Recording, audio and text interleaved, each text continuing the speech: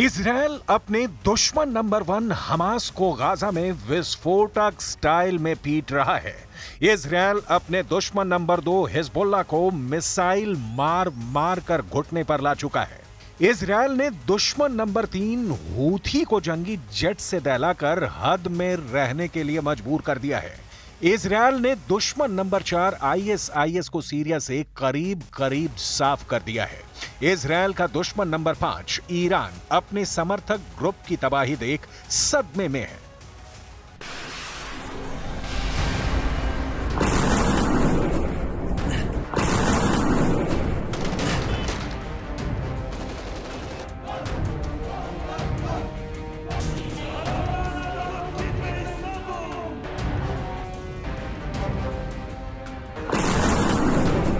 Netanyahu ने सभी मोर्चे सेट कर लिए हैं। जहां दुश्मन सिर उठाता है, इजरायल मिसाइल मारकर उसे जमींदोज कर रहा है। सीरिया की लड़ाई में इजरायल के आगे कोई टिक नहीं पा रहा है। इजरायल के दुश्मन मैदान छोड़कर भाग खड़े हुए हैं। 9 दिसंबर के बाद से सीरिया में इजरायल ने 500 हवाई हमले अंजाम दिए हैं, लेकिन इन हमलों की गिनती 1000-2000 के आगे बढ़ने के हालात भी बन रहे हैं। नेतन्याहू जितने दुश्मनों का सफाया कर रहे हैं, उससे दोगुनी रफ्तार से इजरायल के दुश्मनों में इजाफा हो रहा है। सीरिया के बारूदी ट्रैप में उलझे इजरायल के लिए मुसीबत एक और देश से आ गई है। इजरायल की तरफ झुकाव रखने वाले किंग की गद्दी खतरे में पड़ गई है। किंग को बशर की तरफ बागी बर्बाद करने जा रहे हैं। इसकी भनक इजरायल को लग चुकी है। मोसाद एजेंट अरब वर्ल्ड के एक किंगडम को बचाने का ऑपरेशन शुरू कर चुके हैं। ये किंग है जॉर्डन के किंग अब्दुल्ला II। जॉर्डन तक भड़का सीरिया विद्रोह। जुलानी जलाएगा जॉर्डन किंगडम। बशर से बड़े थ्रेट में किंग अब्दुल्ला। किंग के लिए मोसाद का ऑपरेशन शुरू।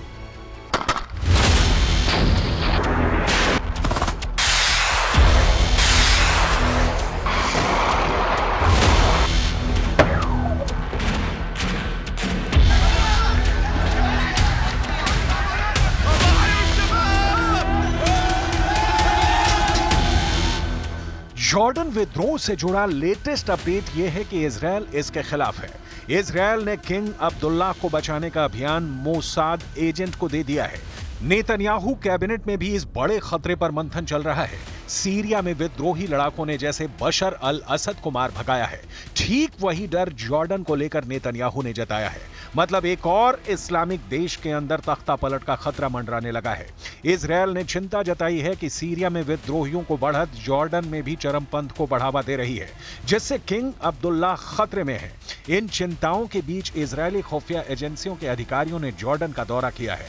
इजरायल कैबिनेट में इस बात को लेकर चर्चा हुई है कि सीरियाई संघर्ष जॉर्डन में फैल रहा है, जिसका सीधा असर इजरायल पर पड़ेगा, जिससे बचने का मिशन नेतन्याहू ने ऑन कर दिया है। जॉर्डन संकट पर एक्शन मोड में आते ही इजरायल ने इजरायली सुरक्षा एजेंसी शिन बेत के चीफ रोनेन बार और आईडीएफ खुफिया निदेशालय के प्रमुख मेजर जनरल श्लोमी बिंदर को जॉर्डन के दौरे पर भेजा। टॉप कमांडर की जॉर्डन विजिट के बाद मोसाद एजेंट्स ने जॉर्डन क्राइसिस पर काम शुरू कर दिया है। यरूशलम पोस्ट के मुताबिक मिस्र, जॉर्डन और पड़ोसी देशों के अधिकारी सीरिया पर कड़ी नजर रख रहे हैं। دور الإسرائيلي السلبي في سوريا وأهمية توقف الاعتداءات الإسرائيلية على الأراضي السورية وأيضا الانسحاب من المنطقة العازلة التي احتلتها في خرق فاضح للاتفاق.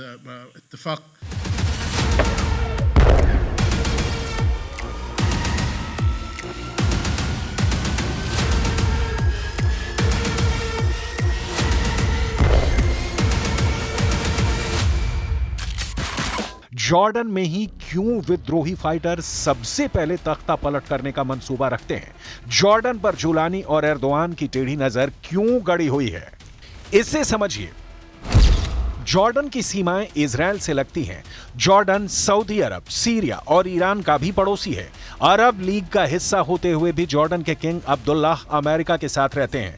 अमेरिका ने जॉर्डन में बड़े पैमाने पर सैनिक, रेडार, एंटी एयरक्राफ्ट और मिसाइल डिफेंस सिस्टम को तैनात कर रखा है।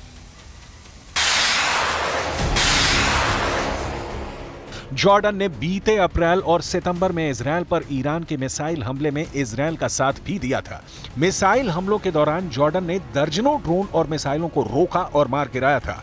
इन्हीं वजहों से ईरान भी जॉर्डन में विद्रोह को भड़कने पर अपना फायदा देख रहा है। वहीं इजराइल के प्रधानमंत्री नेतन्याहू ने ईरान के सुप्रीम लीडर अली खामनेई को विद्रोह से अलर्ट रहने की नसीहत दी है। नेतन्याहू ने ईरान समर्थित फाइटर ग्रुप की बर्बादी की मिसाल देते हुए खामनेई को वार्निंग दी है। The historic events we witnessed today are a chain reaction to the pounding of Hamas, the decimation of Hezbollah, the targeting of Nasrallah, the blows we delivered to the Iran regime's axis of terror. And all this came, as President Trump pointed out this week, because of Israel and its fighting success. लेकिन Jordan में क्या Jolani brigade गदर मचाने जा रही है? क्या Erdogan ने किसी और टेरर ग्रुप को जॉर्डन विद्रोह का ठेका दिया है, या फिर जॉर्डन में ही कोई किंग का विद्रोही है? इसकी जानकारी ना तो इजराइल दे रहा है और ना ही जॉर्डन ने दी है।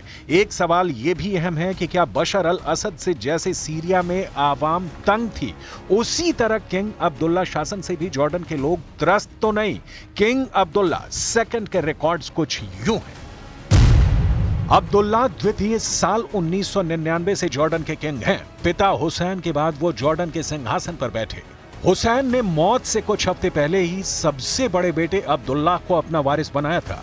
अब्दुल्ला हशमाइट राजवंश के सदस्य हैं। इंग्लैंड के सैंड हर्स्ट में रॉयल मिलिट्री अकादमी से ग्रेजुएट अब्दुल्ला ब्रिटिश आर्मी से जुड़े रहे थे। 1993 में किंग अब्दुल्ला जॉर्डन विशिष्ट विशेष बलों के डिप्टी कमांडर बने। 1994 में विशेष बलों के कमांडर बनाए गए थे। किंग अब्दुल्ला को जॉर्डन को आधुनिकता की ओर ले जाने के लिए भी जाना जाता है। उनकी बेटी और पत्नी को कभी भी बुर्खे में नहीं देखा गया।